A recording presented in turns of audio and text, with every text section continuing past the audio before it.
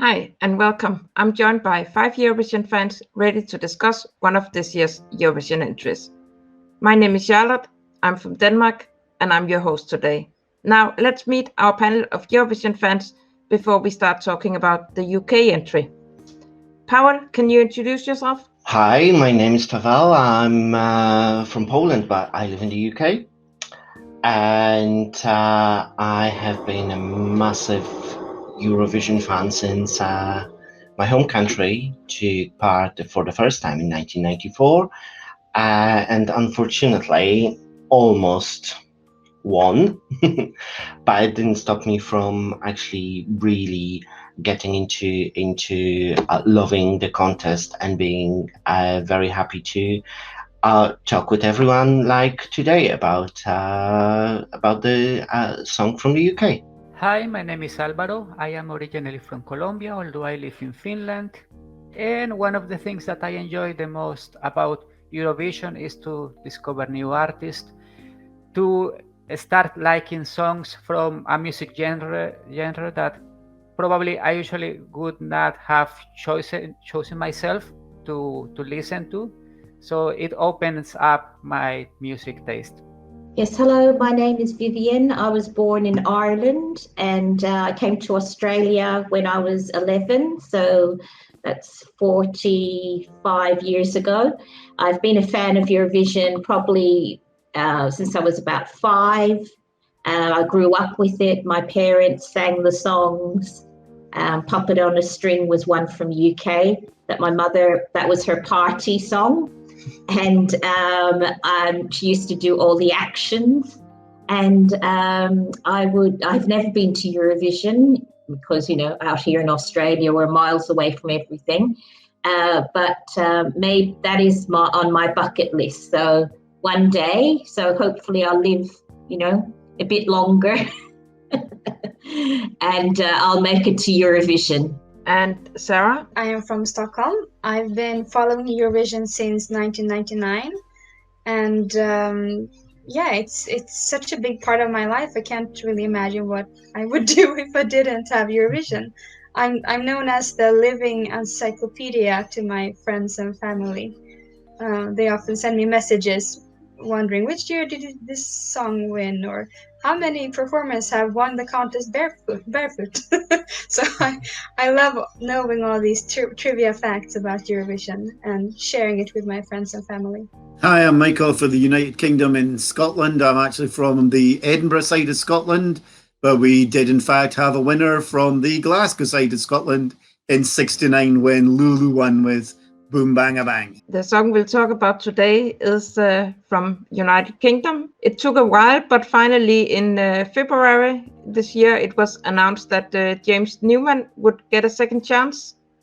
And are you guys pleased about this song? If we start with Michael this time?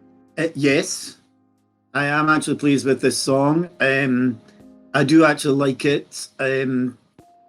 I don't like that even when the Eurovision fans, where we have Switzerland and Malta all up at the top all the time, I don't understand why we are not up at the top this time. I don't know what we're doing wrong.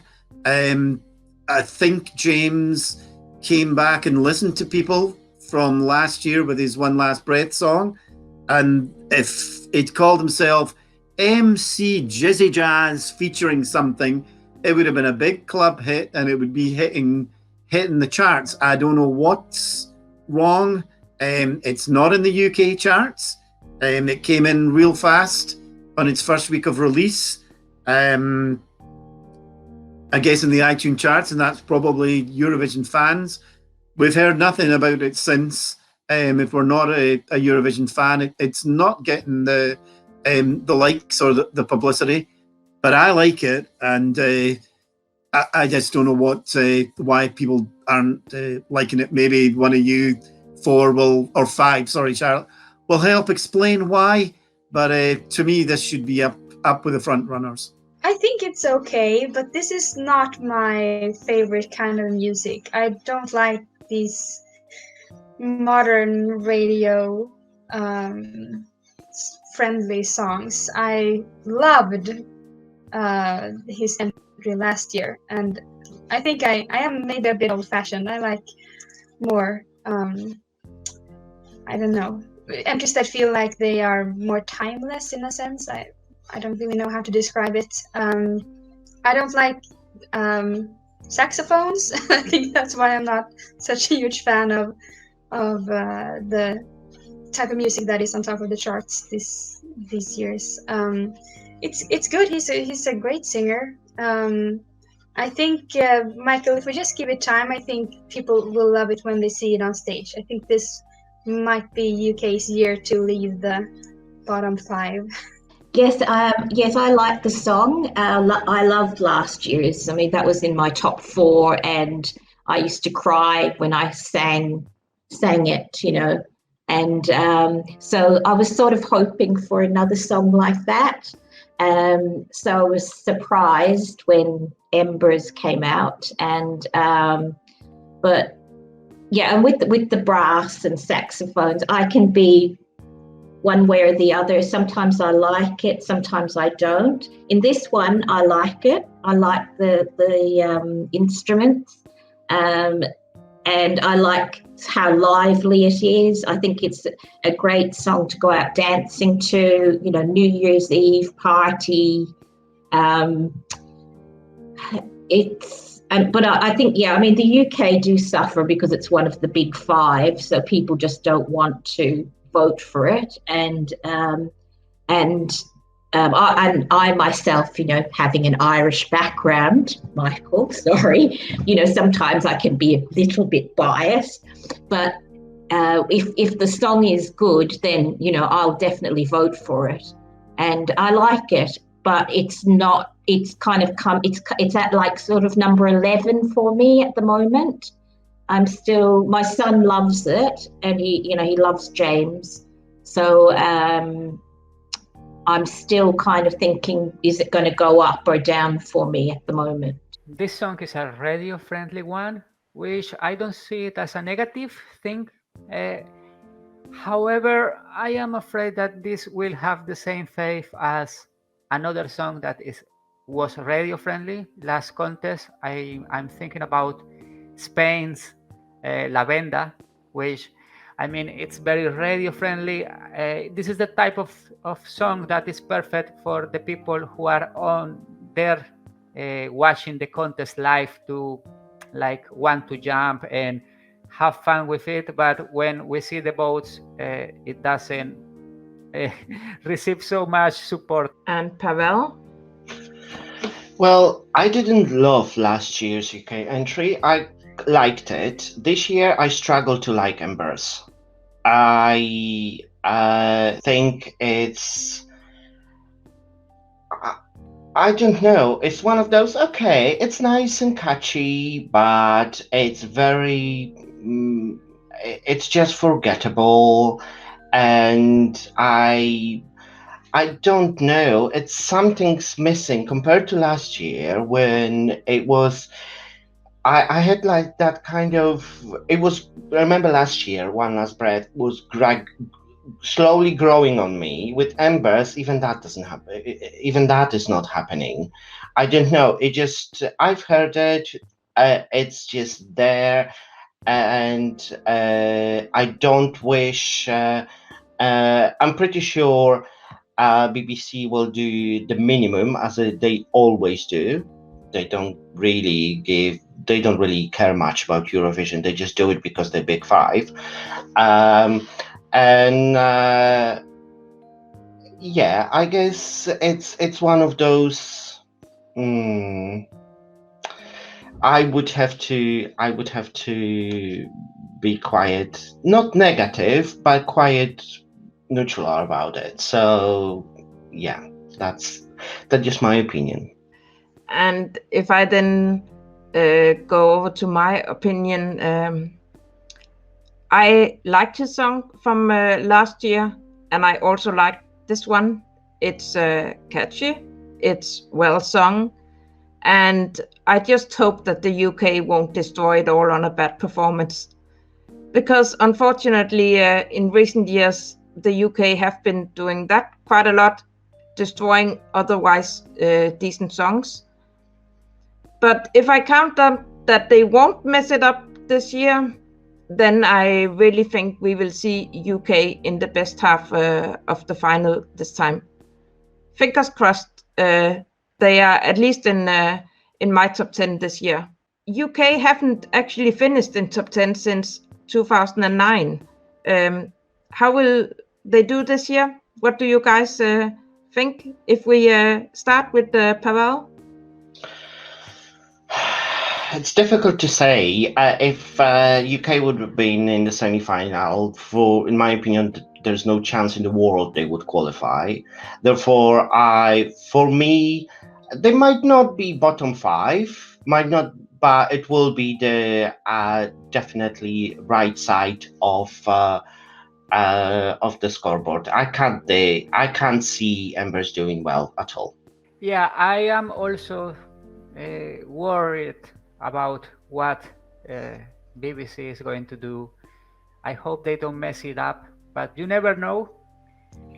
I am more moderate on my expectations, not top 10, but if they make a top 15, that's something positive.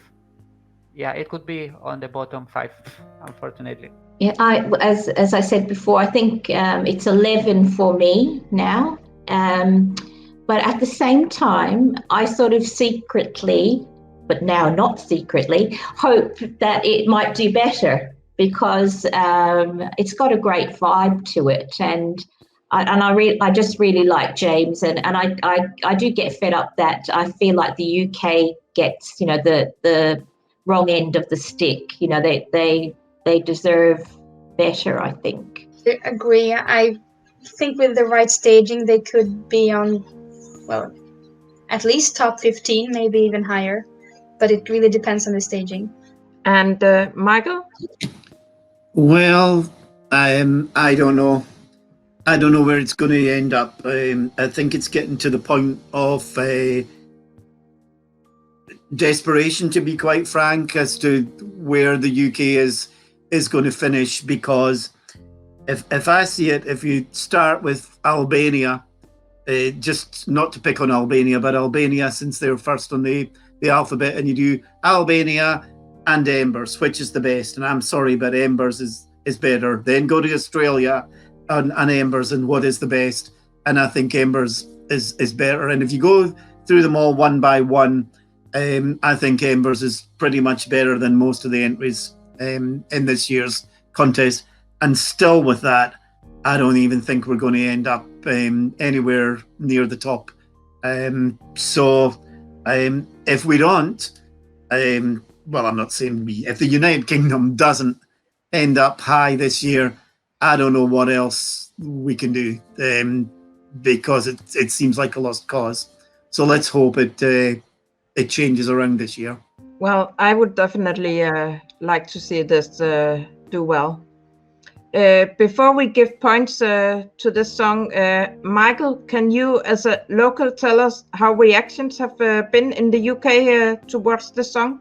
Well, if we go back to 1976, and they had in 1976, the UK were constantly sending the same act all the time, like the New Seekers, Cliff, Olivia Shadows, and they wanted to try something different in 1976 and had a contest. And I remember way back then when Save Your Kisses for Me came out, everybody was running to the shop. The song was #1 for 6 weeks, and everybody knew that the UK was going to win. And then as time progressed, the fun of buying the Eurovision song has gone. It's just diminished. It used to be a huge deal, and I don't know where things have turned wrong. And I guess in the 90s, they tried with Michael and Sonia, kind of bigger names, and again that got them up into the second place. But since then, since Gemini and everything, there's been no reaction. You wouldn't even know that Eurovision's happening. It's just become a TV show on the day. So aside from Eurovision fans who hope that this year we're going to do really well, you could go out in the street and ask your neighbour. They don't even know what the Eurovision entry is this year for the United Kingdom. So again, it's been muted as it has been for such a long time. And that is really a shame to see how things are in the UK. If we use the Eurovision scale 0 to 8, 10 and 12 points to rate this song, I will rate it alongside with the Irish entry. I gave Leslie 8 points, so James get the same.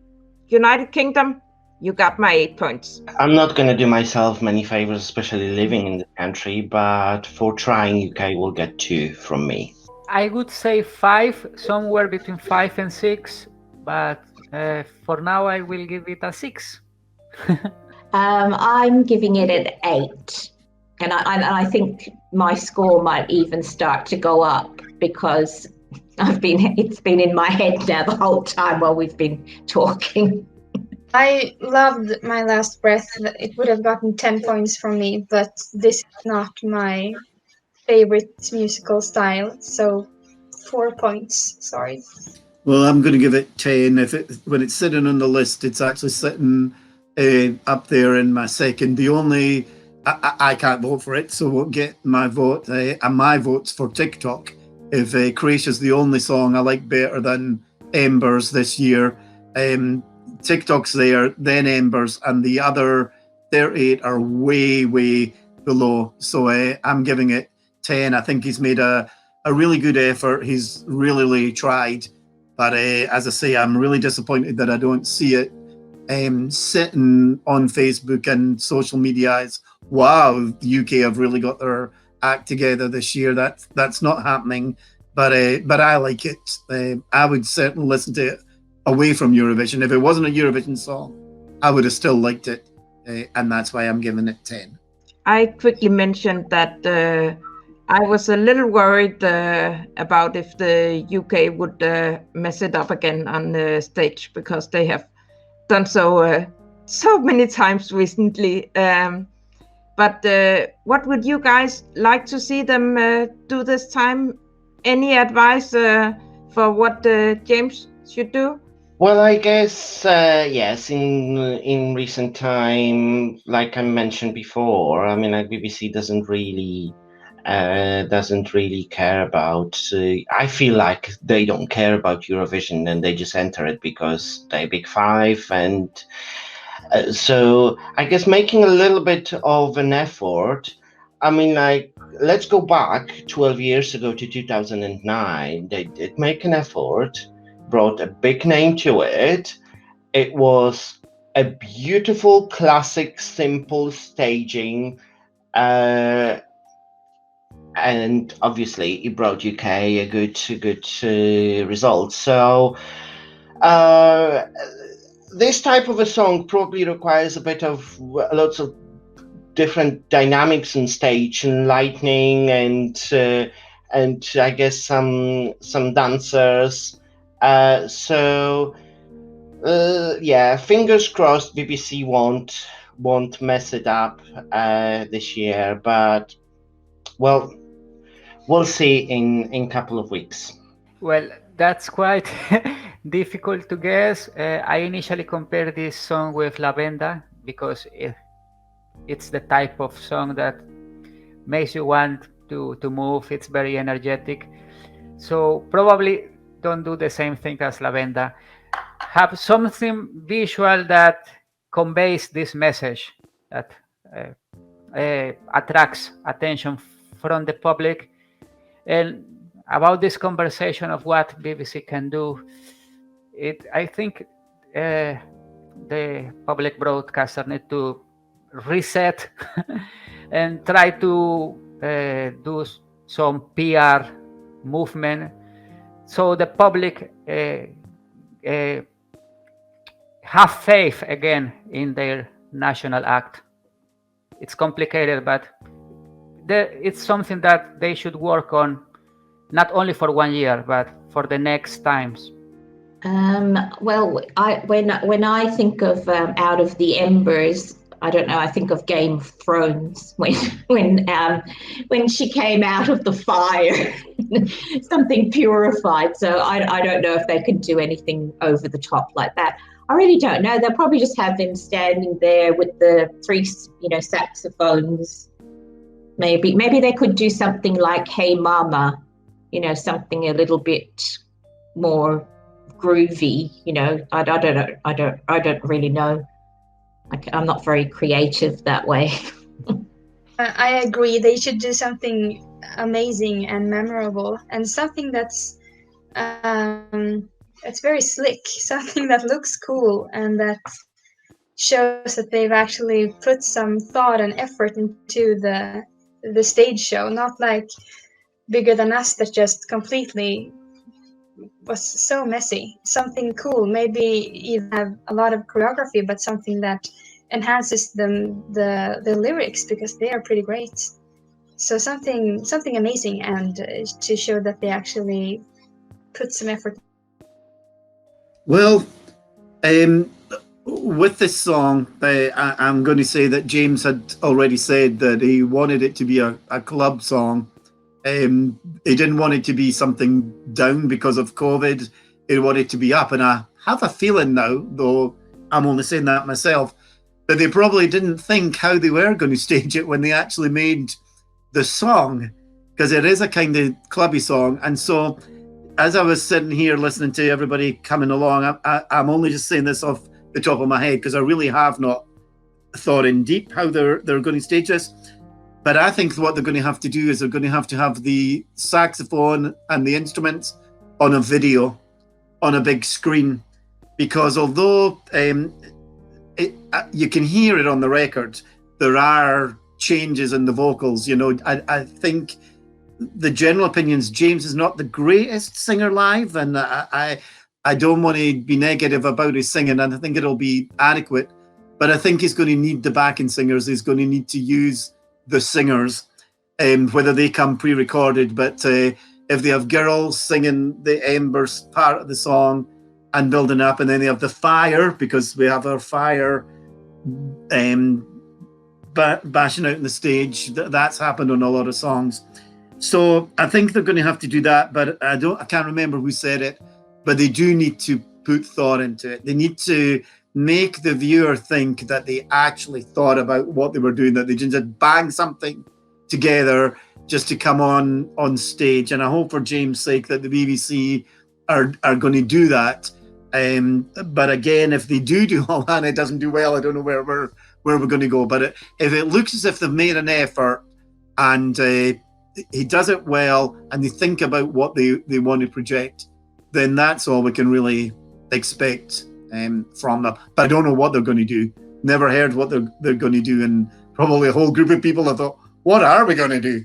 So we'll just have to wait and see. Does anyone have something they would like to add regarding the UK entry? I just want to say that I feel sorry for both Michael and Pawel, who live in a country where Eurovision is not everywhere. It's everywhere in Sweden. I work as a music teacher, and we have a Facebook group for music teachers in Sweden with, I think, 5,000 music teachers in Sweden. And I would say that 9 out of 10 are playing our Eurovision entry with their students, regardless of age. We do it in my school. They get to, we are teaching our students to sing Waterloo, and they are playing Tusse's song, and Eurovision is everywhere. You can't go anywhere without hearing someone sing or play the music or talk about it. So come to Sweden. We love Eurovision. It's the same here in Australia. You don't hear people talking about Eurovision. A little bit more on Facebook now with people I know, because I'll just force my videos on them, and I'll say, what do you think of this? And then people are beginning to watch it more, in general, but you don't really hear things on the radio very much, except ABBA. Yeah, I guess I agree with Sara that Eurovision is seen it's much more popular within I mean, like the country in Sweden. I myself, I went twice to the Melodifestivalen final, and I've been to Globen when Lorraine won, and that was actually her winning performance was just. You could hardly actually hear the song. There were like 10,000 people in there being so excited about it. Then Friends Arena, it was the same. So yes, the only thing, BBC, please make a little bit of an effort to actually go out to public with it, promote the song a little bit more. And I'm not just talking about this year. I'm talking about in general, and I'm sure this will have a very good. This will help achieve UK a much better result than the usual bottom 5. With that, I would like to say thank you to our panel and to the viewers. We'll soon return with new panel members and the rest of the 2021 songs. Take care, and don't forget to subscribe and follow Eurovisionary. And bye, guys!